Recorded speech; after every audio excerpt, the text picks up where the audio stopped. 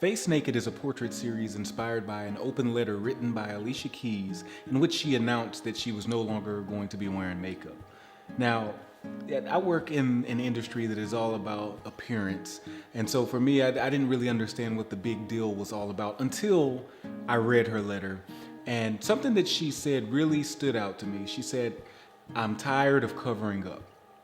Now, as a man, I can't fully relate to what it's like to wear makeup and everything that entails, but I do understand that concept of covering up. I think as a human being, we all understand that concept and are affected by it in some shape, form, or fashion.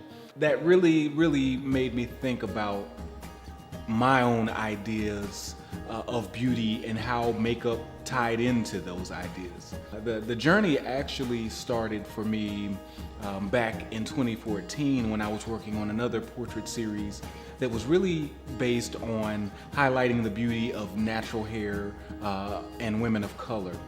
One thing that I really wanted to do in that portrait series was create beauty portraits similar to what you might see in magazines. In order to do that, I felt like every subject or every model that I had to have makeup on. So for every shoot that I scheduled, I made sure that there was a makeup artist on set in order to make them up and glamify them, if you will. After reading Alicia Keys' letter though, I had to question my motivation behind that idea of makeup and beauty and what it all really means. Because if that series was really all about natural hair, why wouldn't I also want to have women natural faced or with natural beauty showing? It really just made me question my own idea of beauty and how makeup tied into that.